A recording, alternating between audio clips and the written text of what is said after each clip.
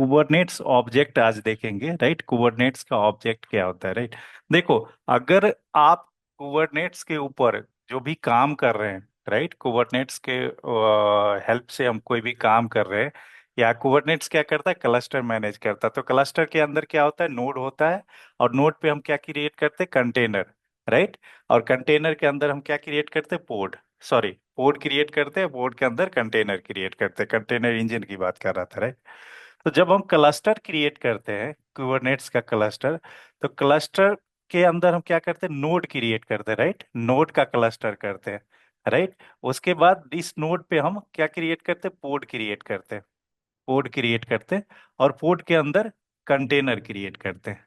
तो जो last class में हमने बताया था कि हमने तीन इंस्टेंसेस लिया था। एक इंस्टेंसेस के ऊपर मास्टर नोड बनाया था, और दो जो इंस्टेंसेस था उसके ऊपर वर्कर नोड बना, वर्कर नोड, ये भी वर्कर नोड। तो ये मास्टर नोड को कंट्रोल प्लेन भी बोलते हैं, या मास्टर नोड बोल लो या कंट्रोल कंट्रोल प्लेन बोल लो। तो ये हमने किया था, और कहाँ पे किया था, एडब्ल्यूएस के ऊपर। एडब्ल्यूएस के ऊपर उबंटू ऑपरेटिंग सिस्टम लिया था, और उबंटू ऑपरेटिंग सिस्टम के पे हमने क्लस्टर, कुबरनेट्स क्लस्टर कॉन्फ़िगर किया था। तो जो ये नोड होता है ना, ये जस्ट लाइक अ इंस्टेंस, जो मैंने ऑलरेडी बताया हुआ है। अब हम बात करते हैं कुबरनेट्स ऑब्जेक्ट का। तो ऑब्जेक्ट क्या होता है, सबसे पहले हम देख लेते हैं ऑब्जेक्ट होता क्या है। जैसे अब ऑब्जेक्ट क्या हो गया, अगर डेस्कटॉप पे अगर हम आए, तो डेस्कटॉप पे फोल्डर क्रिएट होता है, फाइल्स क्रिएट करते हैं, डेस्कटॉप के ऊपर रखते हैं, फाइल सेव करते हैं। फाइल्स हो गया, फोल्डर्स हो गया, वो क्या हो गया, ऑब्जेक्ट हो गया। इस कंप्यूटर की बात करें, कोई डेस्कटॉप की बात करें, तो डेस्कटॉप के अंदर फाइल्स या फोल्डर्स जो होता है, या फाइल्स फोल्डर क्रिएट करते, सेव करते डेस्कटॉप पे, या माई डॉक्यूमेंट्स के अंदर, या सी ड्राइव के अंदर, या डी ड्राइव के अंदर, या किसी डायरेक्टरी या फोल्डर के अंदर हम कुछ फाइल सेव करते हैं। That file is called object. अगर आपने कोई एग्जीक्यूट किया फाइल को, या एग्जीक्यूटेबल फाइल्स है, तो वो फाइल्स क्या हो गया, ऑब्जेक्ट हो गया। अगर आपने वर्ड फाइल क्रिएट किया और वर्ड फाइल को सेव किया, तो फाइल क्या हो गया, ऑब्जेक्ट हो गया। तो ऐसे ही कुबरनेट्स के अंदर ऑब्जेक्ट क्या होता है, जो कुबरनेट्स के लिए यूज होता है, जिसको बोलते हैं कुबरनेट्स ऑब्जेक्ट। तो ऑब्जेक्ट क्या क्या हो गया कुबरनेट्स का, ये हो गया पोड, नोड, राइट। अगर कुबरनेट्स क्लस्टर क्रिएट करते हैं, तो वहां पे क्या यूज होता है, नोड यूज होता है, जिसको वर्कर नोड बोलते हैं, राइट, या मास्टर नोड बोलते हैं। इसके अंदर आ जाता है वॉल्यूम्स, राइट। वॉल्यूम से हम अटैच करते हैं कंटेनर के साथ। उसके बाद रेप्लिका, रेप्लिका हो गया, रेप्लिका, ये रेप्लिका हो गया, फिर हो गया सीक्रेट, हो गया config map, daemon set, jobs, ये सारे क्या हो गया, ऑब्जेक्ट हो गया, राइट। नेम स्पेसेस हो गया। तो ये वन बाय वन करके हम देखेंगे ऑब्जेक्ट क्या, राइट। ये तो मैं, और कुछ ऑब्जेक्ट हो सकता है। अब जैसे यहाँ पे अगर मैं बात करूँ रेप्लिका, रेप्लिका क्या है, एक जस्ट लाइक प्रोसेस है, राइट। जॉब्स क्या है, एक प्रोसेस है। शेड्यूलर एक प्रोसेस है। तो ऑब्जेक्ट क्या होता है, जो भी काम करते हैं, और काम का जो रिपोर्ट होता है, जो ऑब्जेक्ट हमें निकल के आता है, वो क्या हो गया, ऑब्जेक्ट। अब जैसे मान लो कि हमने एक मैनिफेस्ट लिखा, इस मैनिफेस्ट, एक मैनिफेस्ट लिखा। मैनिफेस्ट क्या होता है, मैनिफेस्ट जस्ट लाइक एक प्रोग्राम या फाइल्स को बोल सकते हैं। क्यूबरनेट्स के अंदर अगर कुछ काम करवाते हैं, राइट, या डिजायर्ड स्टेट या एक्चुअल स्टेट डालते हैं, तो उसके डिजायर्ड स्टेट के अकॉर्डिंग हम क्या करते हैं, स्क्रिप्ट लिखते हैं, एक प्रोग्राम्स बनाते हैं, राइट। और प्रोग्राम्स को किसी न किसी फाइल के अंदर सेव करते हैं, right. That file is called manifest. क्या हो गया, ये फाइल को मैनिफेस्ट बोलते हैं। जैसे अगर मैं, अगर टेराफॉर्म, आपने देखा होगा कि मेरा वीडियो टेराफॉर्म, टेराफॉर्म के अंदर हम स्क्रिप्ट लिखते हैं, राइट। टीएफ फाइल के अंदर स्क्रिप्ट लिखते हैं, right. That TF file is script हो गया। तो वैसे ही एक फाइल बनाते हैं, राइट। और इस फाइल को के अंदर हम कुछ कोड लिखते हैं, जो हमें काम करवाना है। तो डेट फाइल, उस फाइल या उस प्रोग्राम को हम क्या बोलते हैं, मैनिफेस्ट। तो मैनिफेस्ट जो हम लिखते हैं, उसको दो लैंग्वेज में हम लिख सकते हैं। एक यामल में, यामल, या वाई एम एल भी, यामल लिखो, YAML या YML, और डॉट जेसॉन। तो ये दो लैंग्वेज के अंदर आप प्रोग्राम्स लिख सकते हो, मैनिफेस्ट क्रिएट कर सकते हो, राइट, जो कुबरनेट्स के अंदर काम करवाते हैं।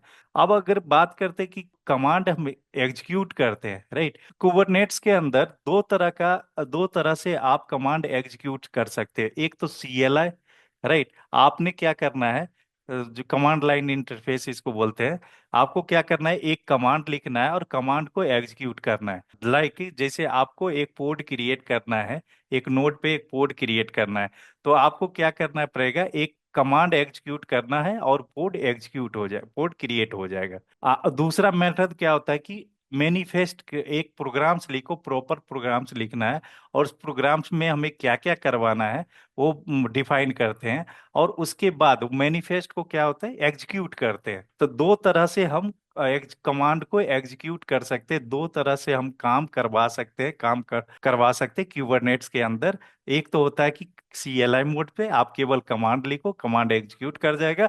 और दूसरा होता है क्या, आप पूरे के पूरे फाइल्स लिखो और उस फाइल्स को एग्जीक्यूट कराओ। तो जो कमांड लाइन टूल्स होता है, जो कमांड के थ्रू एग्जीक्यूट करते हैं, उसको बोलते हैं इम्पेरेटिव टेक्निक, इम्पेरेटिव मेथड। इसमें क्या होता है कि इस मेथड के थ्रू हम कमांड एग्जीक्यूट करेंगे, कमांड डायरेक्ट कमांड हम रन करेंगे, राइट। और डायरेक्ट कमांड रन करेंगे तो मेरा अगर मैं पोर्ट क्रिएशन के लिए कमांड यूज कर रहा हूँ, रन करा रहा हूँ, तो वो पोर्ट क्रिएट कर देगा। बट यहाँ पे क्या होता है कि ये बेसिकली टेस्टिंग इन्वायरमेंट में यूज करते हैं, राइट। कमांड लिखते हैं, कमांड को एग्जीक्यूट कराते हैं। तो ये इम्पेरेटिव मेथड हो गया। दूसरा होता है डिक्लेरेटिव मेथड। इसमें क्या होता है कि आप एक फाइल्स को लिखेंगे, एक फाइल क्रिएट करेंगे जिसको बोलेंगे मैनिफेस्ट। मैनिफेस्ट के अंदर आपको जो भी करवाना, जो भी आपका डिजायर है, वो आप इस मैनिफेस्ट के अंदर आप डिक्लेयर करेंगे और उस मैनिफेस्ट को आप एग्जीक्यूट करेंगे, जिसको बोलते हैं डिक्लेरेटिव मेथड। तो ये टेस्टिंग या डेवलपमेंट में यूज कर सकते हैं, लेकिन ये प्रोडक्शन में यूज नहीं होता। मैं डिक्लेरेटिव मेथड प्रोडक्शन में यूज करते हैं, राइट, जनरली। अब यहाँ डिक्लेरेटिव मेथड आप डेवलपमेंट में भी यूज कर सकते हो, यूनिट टेस्ट में भी यूज कर सकते हो। तो ये इसको प्रोडक्शन में बेसिकली इसलिए यूज करते हैं, सॉरी, इसको आप कहीं भी आप एग्जीक्यूट कर सकते हैं, दोनों को, दोनों कमांड यूजफुल है, right. But in real scenario में इम्पेरेटिव मेथड हम यूज नहीं करते, हम डिक्लेरेटिव मेथड यूज करते हैं।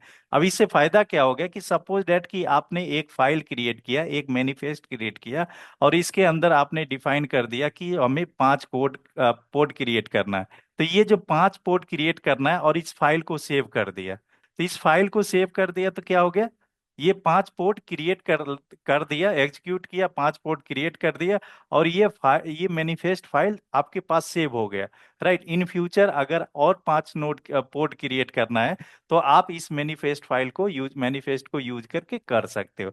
बट कमांड क्या होता है कि एक रन टाइम एग्जीक्यूशन होता है, राइट। डिक्लेरेटिव मेथड के अंदर फाइल्स हम क्रिएट करते हैं और इम्पेरेटिव मेथड का कमांड, रन टाइम कमांड हम यूज करते हैं। तो जैसे मैं सपोज दैट कि मैंने pod1.yaml करके एक फाइल क्रिएट किया, मैनिफेस्ट क्रिएट किया। तो इस pod1.yaml आपके पास फाइल रहेगा, आप जब इन फ्यूचर में एग्जीक्यूट करना चाहते हैं तो कर सकते हो, राइट।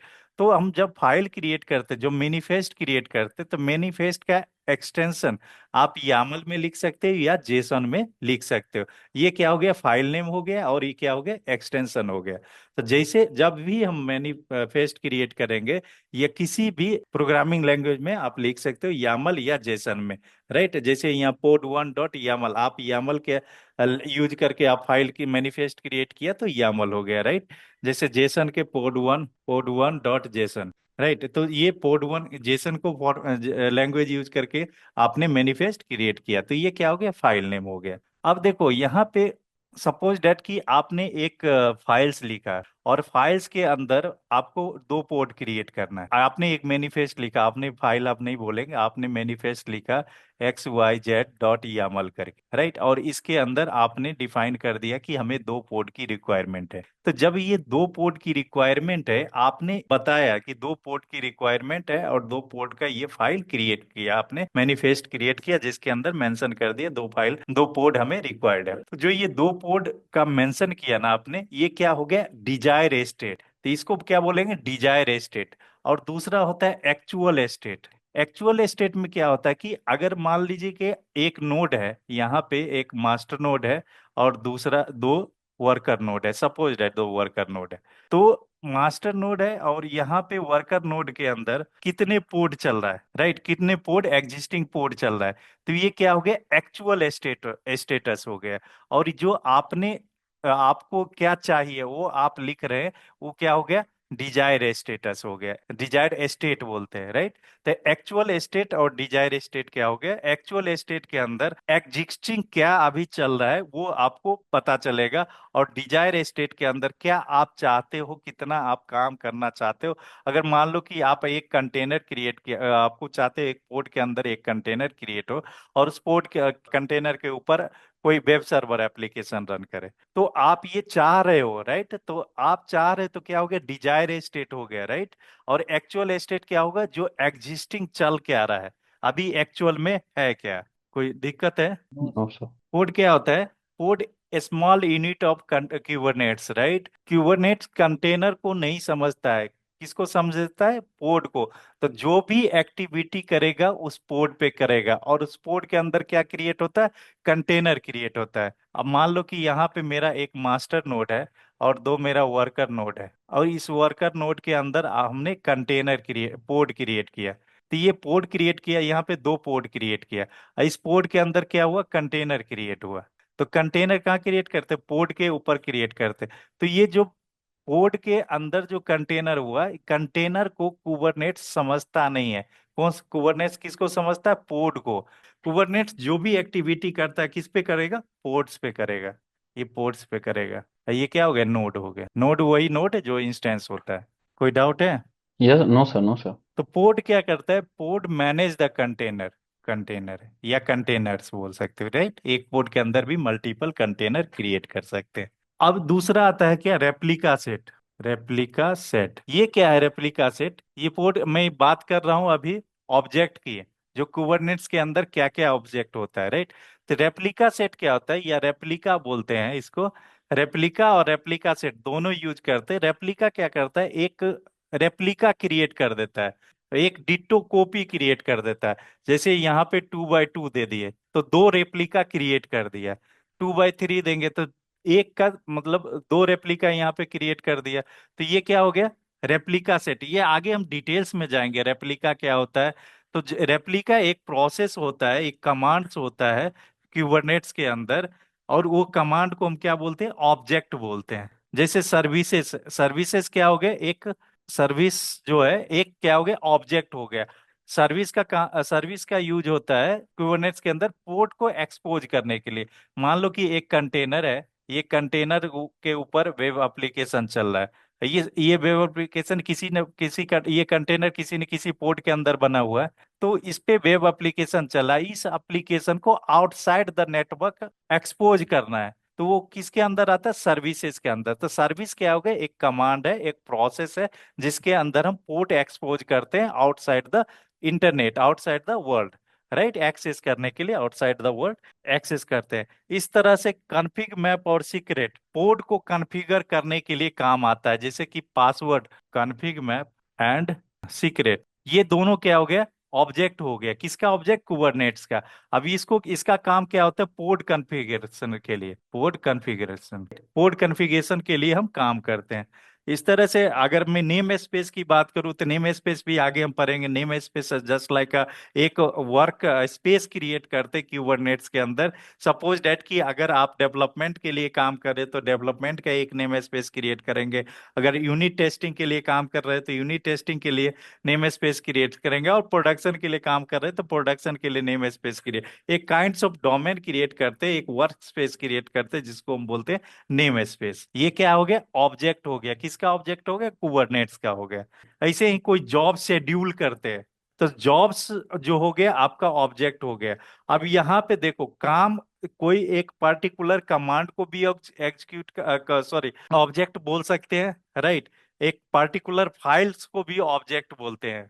तो जो काम करते हैं ना, जैसे कोई आपने फाइल क्रिएट किया, राइट, एक मैनिफेस्ट क्रिएट किया, और मैनिफेस्ट के अंदर आपने जो आपका डिजायर्ड है आपने उसके अंदर मेंशन किया, और उस मैनिफेस्ट को एग्जीक्यूट किया, तो that manifest is called is object, right. और मैनिफेस्ट एग्जीक्यूट करने के बाद जो भी ऑब्जेक्ट बना, जो भी पोड क्रिएट हुआ, जो भी कंटेनर क्रिएट हुआ, वो भी क्या हो गया, एक ऑब्जेक्ट हो गया। तो ये कुबरनेट्स का ऑब्जेक्ट है। जैसे वॉल्यूम्स हो गया, वॉल्यूम्स अगर मैं कंटेनर के बीच में, दो कंटेनर के बीच में वॉल्यूम अटैच करते हैं, किया था हमने डॉकर्स के अंदर, तो वॉल्यूम्स क्या हो गया, एक ऑब्जेक्ट हो गया। ये सारे को डिटेल्स में जाएंगे, एक कर कर करके डिटेल्स में जाएंगे। डाउट होगा तो बता देना, क्योंकि अब जो हम करने वाले ना, पूरे के पूरे कमांड लाइन पे काम करेंगे, तो थोड़ा सा मैं ब्रीफ कर देता हूँ। अब देखो क्या होता है कि जैसे हम क्यूब शेड्यूलर का काम क्या होता है कि कोई कमांड एग्जीक्यूट करना है।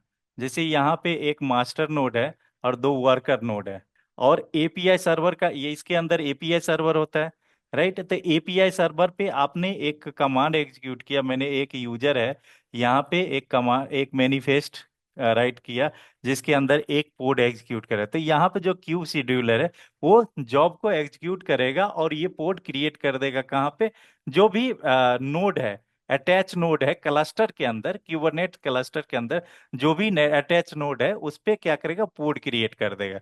जैसे एक यूजर ने लिखा कि, ये यूजर ने एक मैनिफेस्ट बनाया कि एक पोर्ट क्रिएट कर दो यहाँ पे, एक पोर्ट, राइट, ये मेंशन किया।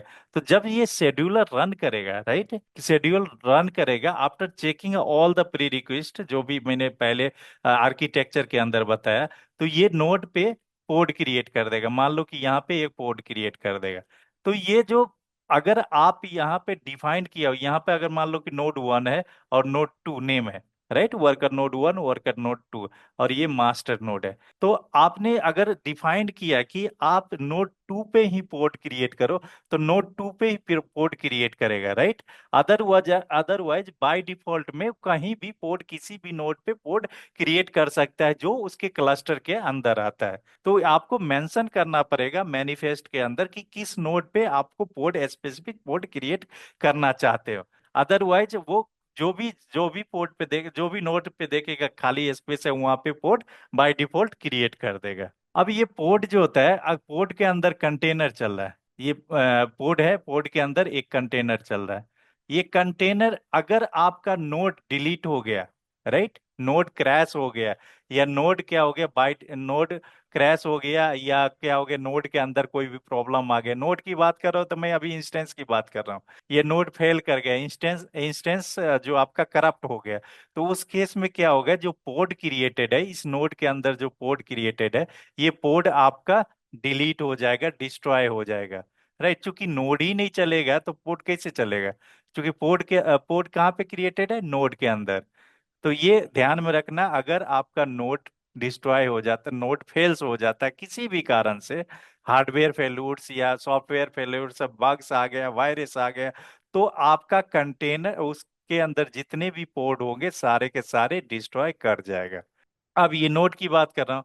अब ये मेरा पोर्ट है, पोर्ट के अंदर कंटेनर क्रिएटेड है, कंटेनर 1, सपोज है कि एक कंटेनर क्रिएटेड है इस पोर्ट के अंदर। अगर आपका पोर्ट डिलीट हो गया, या पोर्ट के अंदर कोई प्रॉब्लम आ गया, वैसे जनरली आता नहीं, अगर किसी ने किसी कारणवश से इस पोर्ट क्रैश कर गया, तो ये पोर्ट दोबारा स्टार्ट नहीं होगा। आपका एक पोर्ट जाने के बाद, एक पोर्ट क्रैश हो जाने के बाद सेम पोर्ट दोबारा रिस्टार्ट नहीं होगा।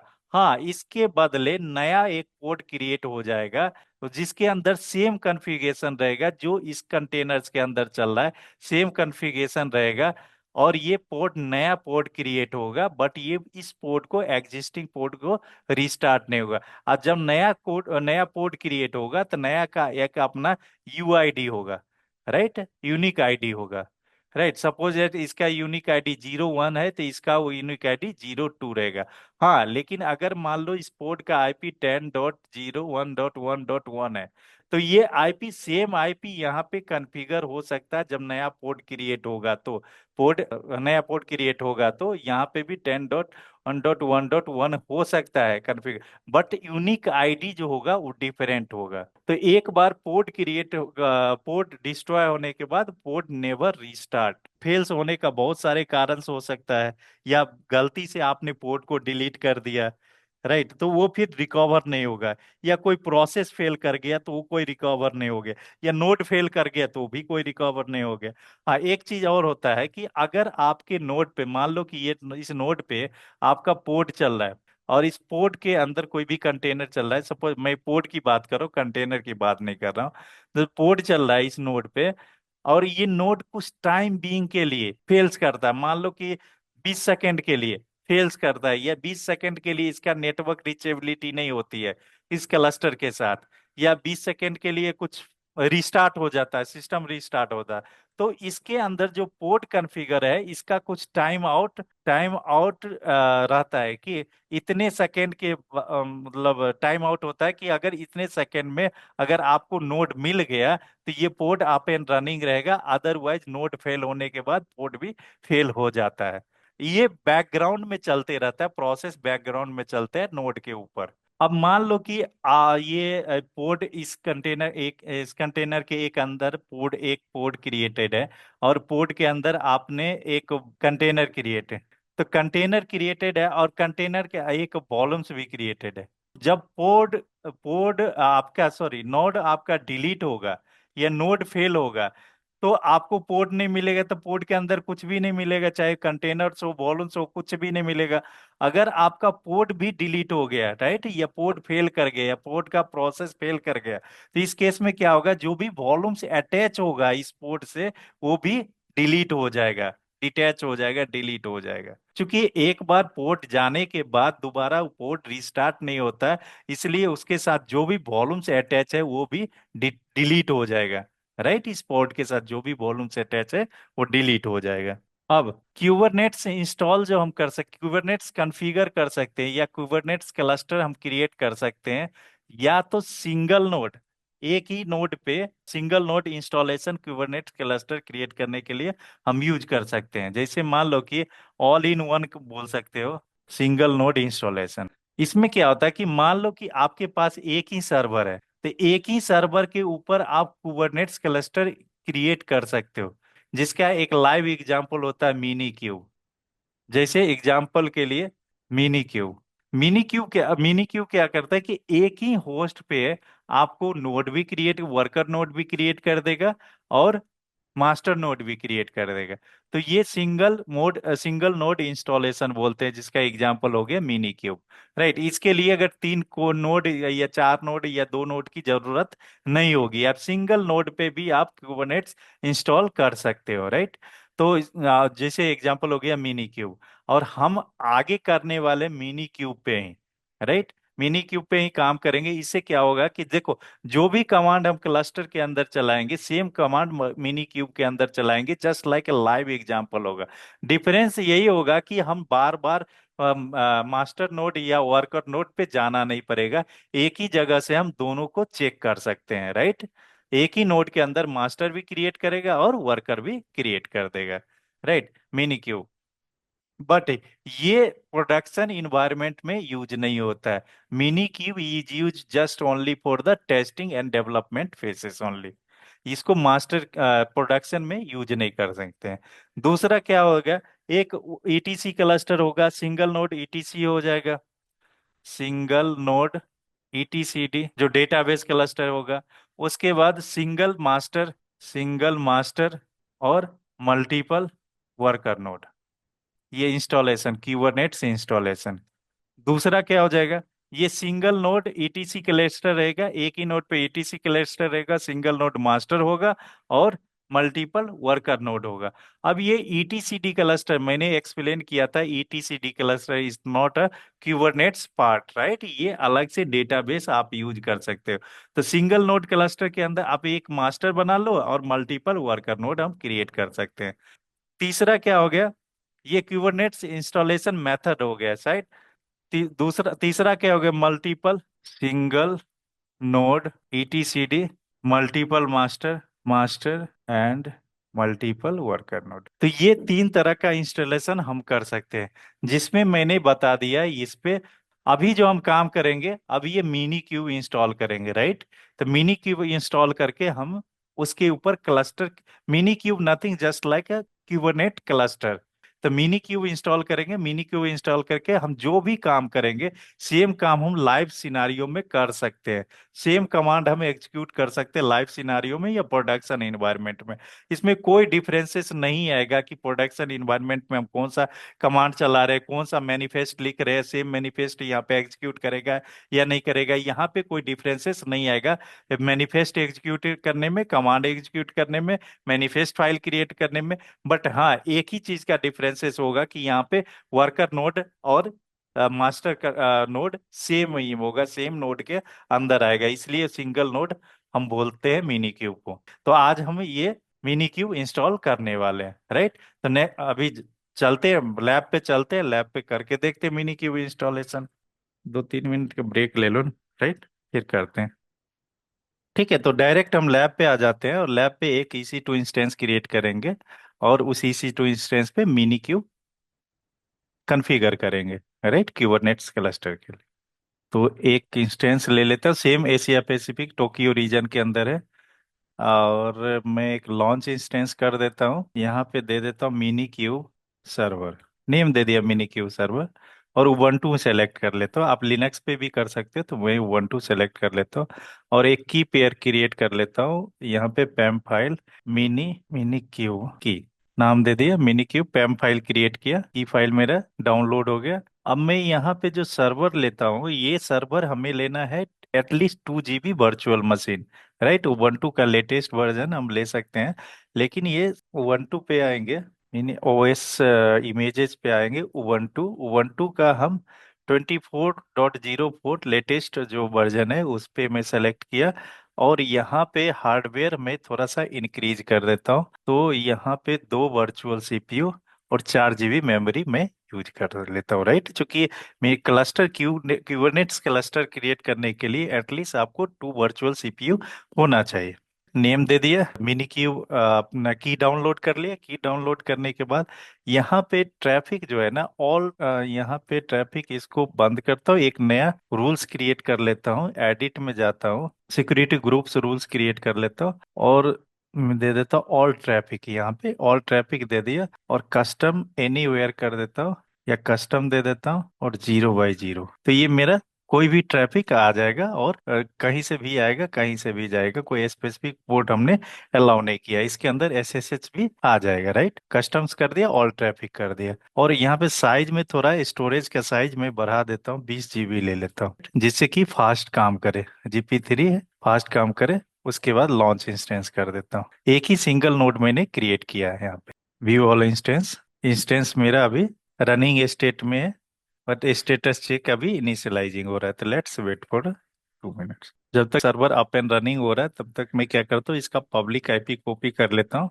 और मोबाइल स्ट्रीम में जाता हूँ, सेशन पे जाता हूँ, SSH करता हूँ और रिमोट होस्ट IP मैं यहाँ पे दे देता हूँ, राइट। उसके बाद स्पेसिफाई यूजर नेम। तो यूजर नेम स्पेसिफाई क्या होता है, डिफॉल्ट यूजर नेम उबंटू होता है अगर AWS के ऊपर इंस्टेंस रन कर रहे हैं तो उबंटू। SSH सेटिंग्स के अंदर जाएंगे और यूज प्राइवेट, यहाँ पे देखो यूज प्राइवेट की, इस पे क्लिक करेंगे और सेलेक्ट करेंगे, और जो मैंने डाउनलोड किया है ना मिनी क्यूब की, इसको सेलेक्ट कर लेंगे, राइट। और इसको अभी छोड़ देते जब तक ये मेरा इंस्टेंस अप एंड रनिंग नहीं होता है, जब तक ये कनेक्ट नहीं होगा। तो मैं एक बार चेक कर लेता हूँ इंस्टेंस स्टेटस, 2/2 चेक हो जाएगा तो वह हम कनेक्ट करेंगे मोबाइल स्ट्रिंग से, राइट। ये सेम एज पुट्टी की तरह काम करता है। ये क्लाइंट मशीन है, आप विंडोज पे भी, आप विंडोज पे इंस्टॉल कर सकते हो। तो ये पुट्टी का सर एक अल्टरनेटिव है, राइट? हाँ, पुट्टी जरूरी थोड़े है सब जगह पुट्टी यूज करें, हम्म। बहुत सारे तरीका है, तो मैं दूसरा तरीका बता रहा हूँ, इसी के थ्रू करेंगे। तो मोबा एक्सट्रीम एक थर्ड पार्टी टूल्स है जो SSH कनेक्शन के लिए यूज करते हैं। अब मेरा देखो स्टेटस चेक 2/2 पास हो गया, राइट। अब मैं पुट्टी के अंदर, सॉरी, यस, मोबा एक्सट्रीम के अंदर जो हमने कनेक्शन क्रिएट किया था, रिमोट होस्ट मैंने दे दिया, राइट। उबंटू बाय डिफॉल्ट जो यूजर क्रिएट होता है वो मैंने मेंशन कर दिया यहाँ पे, और की डाल दी है, राइट। ओके करेंगे तो ये मेरा एक्सेप्ट करेंगे, तो ये मेरा उबंटू मशीन कनेक्टेड हो गया है यहाँ पे। अगर आप रूट प्रिविलेजेस के अंदर जाना चाहते हो तो यहाँ पे जा सकते हो, अदरवाइज आप सूडो प्रिविलेजेस से हम काम कर सकते हैं। देखो, to run command administrator user root over here, right. तो मैं यहाँ करता हूँ सूडो APT -y। ये मशीन जो उबंटू अभी हमने कॉन्फ़िगर किया है उसको अपडेट कर रहेंगे। एक सेकेंड। अभी मेरा ये सिस्टम मेरा अपडेट हो गया, जो उबंटू मैंने अपडेट कर लिया, कंट्रोल एल करके क्लियर कर लेंगे। अब इसके ऊपर डॉकर इंस्टॉल करेंगे, राइट। तो जो मेरा उबंटू है ना, उबंटू के ऊपर हम डॉकर इंस्टॉल करेंगे। तो मैं एक ऑफिशियल साइट पे जाता हूँ, यहाँ पे डॉकर का install Docker on Ubuntu, right. तो ये आपको पहला जो लिंक मिलेगा इस पे हिट करेंगे। हिट करने के बाद नीचे आएंगे, नीचे आएंगे और यहाँ पे setup dockers apt repository file, right. तो इसको आप कॉपी करना है, पूरा पैकेज है, रिपोजिटरी फाइल है डॉकर को। और यहाँ पे पेस्ट करना, राइट क्लिक करेंगे, ओके, पेस्ट, ओके करेंगे तो ये मेरा पेस्ट हो जाएगा, right.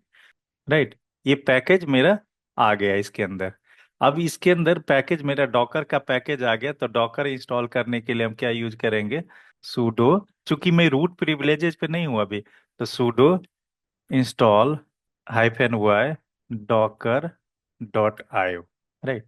Pseudo apt install Docker dot IO, या -y कर देंगे यहाँ पे, या पहले भी कर सकते। तो ये मेरा डॉकर इंस्टॉल कर देगा कहाँ पे, उबंटू पे, राइट। डॉकर इंस्टॉल हो गया तो मैं क्या करता हूँ, यहाँ पे कंट्रोल एल कर लेता हूँ, और apt अपडेट -y, इससे पहले हम सूडो लगाएंगे, सूडो apt अपडेट -y, तो ये मेरा मशीन को अपडेट कर देगा। 27 पैकेज कैन बी अपग्रेडेड। अब यहाँ पे चेक करते Docker hi version, Docker version check करेंगे तो यहाँ पे डॉकर वर्जन आपको शो कर देगा। बट यहाँ पे क्या कर रहा है, परमिशन डिनाइड बता रहा है। किसका परमिशन डिनाइड बता रहा है, यूनिक्स के अंदर वैर के अंदर डॉकर डॉट सॉक का परमिशन डिनाइड बता रहा है। तो यहाँ पे लिखते हैं ना, सूडो chmod 777, उसके बाद var के अंदर Docker run Docker dot sock, ये मैंने परमिशन चेंज कर दिया। लिनक्स के अंदर बताया हुआ था परमिशन हम कैसे रीड राइट एग्जीक्यूट कर देते हैं, सर राइट। तो आपको ये फाइल फाइल की डायरेक्टरी कहाँ से मिली? ये रहा ना, दिस इज द अच्छा, file okay directory, right, sock okay okay sir. Connect permission denied over here, right. तो ये फाइल को मैंने क्या किया, परमिशन दे दिया, right, root read write execute का परमिशन दे दिया। अब डॉकर वर्जन करेंगे, चेक करेंगे तो ये मेरा डॉकर एग्जीक्यूट कर रहा है, right. System ctl status Docker, system ctl not found है, तो यहाँ पे देखो, सिस्टम स्पेलिंग गलत है, sudo system ctl status Docker. तो ये मेरा डॉकर अप एंड रनिंग है, राइट। ठीक है, जो मैंने कमांड चलाया था वो अप एंड रनिंग है यहाँ पे। क्यू से एग्जीक्यूट कर देंगे। अब मैंने क्या किया, अपने मशीन पे डॉकर रन कर लिया, राइट। ठीक है, अब दूसरा कमांड क्या करेंगे, क्यूब ctl इंस्टॉल करेंगे, राइट। तो cube ctl install on Ubuntu. तो क्यूब ctl पहला लिंक आएगा, इस लिंक पे क्लिक करेंगे और लिंक के अंदर आएंगे तो यहाँ पे देखो पहला कमांड है, इसको कॉपी करेंगे और एग्जीक्यूट करेंगे। यहाँ पे आएंगे, राइट क्लिक करेंगे, पेस्ट कर देंगे, राइट। कमांड क्यू, ये क्यूब ctl के लिए कमांड कॉपी किया, राइट। तो ये क्यूब ctl मेरा रन कर रहा है, राइट। क्यूब ctl मेरा एग्जीक्यूट कर गया। अब उसके बाद मैं फिर से ऑफिशियल डॉक्यूमेंट्स पे आऊंगा, क्यूब ctl का ऑफिशियल डॉक्यूमेंट्स पे, और यहाँ पे बाइनरी दिया हुआ है, राइट। तो देखो यहाँ पे download the kube ctl checksum binary भी इंस्टॉल करना पड़ेगा, जो क्यूब ctl का। तो इस पे जाएंगे और इसको कॉपी करेंगे। अगेन हम क्यूब ctl बाइनरी जो इंस्टॉल किया है, कैंसिल, एक बार कॉपी कर लेते, शायद कॉपी नहीं हुआ, कॉपी क्यूब ctl बाइनरी हम इंस्टॉल कर लेंगे, राइट। ये मेरा दो काम हो गया, ठीक है। अब जो क्यूब ctl इंस्टॉल किया है उसको वेरीफाई करना है, सेम हम इस पे आएंगे और यहाँ पे चेक करेंगे, देखो validate the kube ctl binary the checksum are, check check करना है। तो ये चेक करेंगे तो ये क्यूब ctl ओके आना चाहिए। मैं यहाँ पे आ गया, चेक कर लेता हूँ, पेस्ट करता हूँ, और ये मेरा क्यूब ctl ओके आ रहा है। यहाँ तक ओके हो गया। अब नेक्स्ट क्या करेंगे, इस क्यूब ctl इंस्टॉल करेंगे, राइट। अभी तो हमने पैकेज बाइनरी डाउनलोड किया, अब क्यूब ctl इंस्टॉल करेंगे। तो यहाँ पे कॉपी किया इस कमांड क्यूब ctl को, और कंट्रोल एल से क्लियर कर लेते हैं, पेस्ट, QCTL मेरा इंस्टॉल हो गया, QCTL इंस्टॉल हो गया। उसके बाद अगर इसका परमिशन देना चाहते हो तो यहाँ पे दे सकते हो, सेम कमांड हम यूज करेंगे। यहाँ पे परमिशन डिफाइन किया तो परमिशन पेस्ट कर देते हैं, राइट, एंटर। नाउ हमें QCTL क्लाइंट का चेक करना है, वर्जन QCTL वर्जन चेक करना है क्लाइंट का मेरा चल रहा है कि नहीं। तो ये मेरा QCTL क्लाइंट इंस्टॉल हो गया, राइट।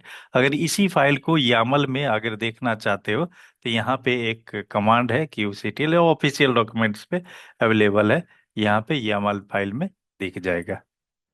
QCTL इंस्टॉल कर दिया, डॉकर इंस्टॉल किया पहले, उसके बाद QCTL इंस्टॉल किया। अब मिनी क्यू इंस्टॉल करना है, राइट। तो मिनी क्यू इंस्टॉल करने के लिए अगेन जाएंगे ऑफिशियल डॉक्यूमेंट्स पे।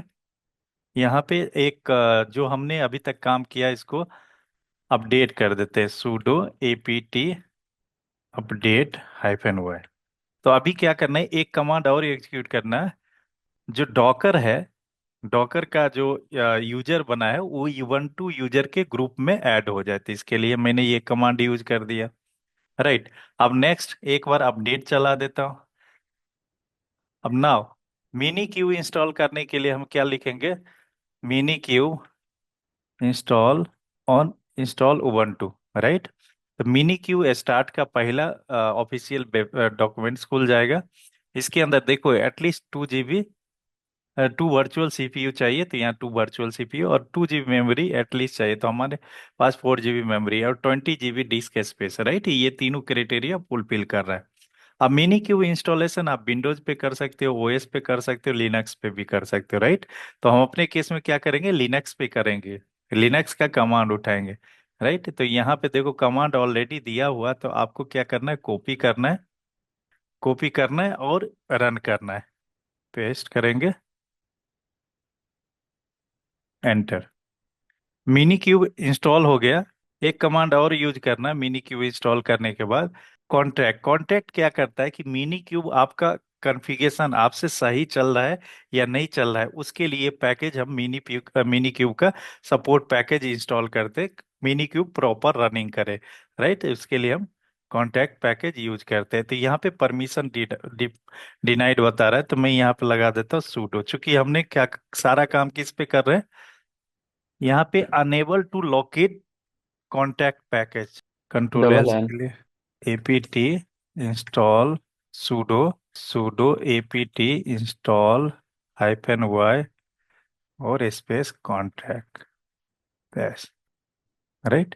तो ये मेरा कॉन्टैक्ट पैकेज इंस्टॉल हो गया। अब राइट, नेक्स्ट नेक्स्ट हम क्या करेंगे, हम एक कमांड एग्जीक्यूट करेंगे, Docker driver, right, mini Q start driver Docker, right, enter करेंगे।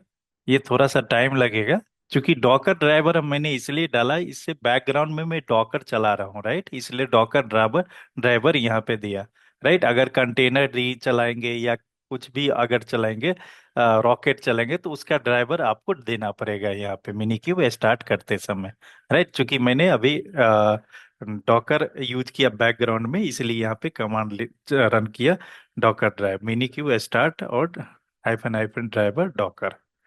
देखो ये एक टाइम के लिए है सेटअप करने का, राइट। एक बार सेटअप हो गया, उसके ऊपर हम पोर्ट क्रिएट करेंगे, कंटेनर क्रिएट करेंगे। तो मैंने बता दिया AWS के ऊपर कैसे हम कॉन्फ़िगर करते हैं। जैसे मैंने AWS के ऊपर कॉन्फ़िगर किया, सेम काइंड्स अगर आपके पास 3 फिजिकल मशीन होगा, तो एक पे मास्टर नोड बना सकते हैं, दो पे वर्कर नोड बना के कॉन्फ़िगर कर सकते हैं, राइट। तो 1 2 ऑपरेटिंग सिस्टम के अंदर आप कर सकते हो। अब देखो यहाँ पे मिनी क्यूब मेरा अप एंड रनिंग है, तो इसके अंदर हम क्लस्टर से, क्यूबरनेट क्लस्टर से रिलेटेड सारा काम हम कर सकते हैं। कंट्रोल एल से क्लियर करते हैं, यहाँ पे देखते हैं mini kube status. Mini kube status डालते हैं तो देखो mini kube control plane running है, होस्ट मेरा रनिंग है, क्यूबरनेट्स मेरा क्यूबलेट मेरा रनिंग है, API सर्वर रनिंग है, क्यूब कॉन्फ़िग मेरा कॉन्फ़िगर्ड है। अब यहाँ पे देखो क्यूब CTL गेट पोर्ट्स, तो यहाँ पे पोर्ट्स अभी कोई भी क्रिएटेड नहीं, नेम स्पेस के अंदर कोई भी डिफॉल्ट नेम स्पेस के अंदर कोई भी पोर्ट अभी मेरा क्रिएटेड नहीं, बट नोड तो मेरा क्रिएटेड है। तो यहाँ पे क्यूब CTL गेट नोड्स, ठीक है, जो मिनी क्यूब मेरा अप एंड रनिंग है। यहाँ तक समझ में आ गया ना? Yes sir, yes. चलो, दैट्स ऑल फॉर टुडे।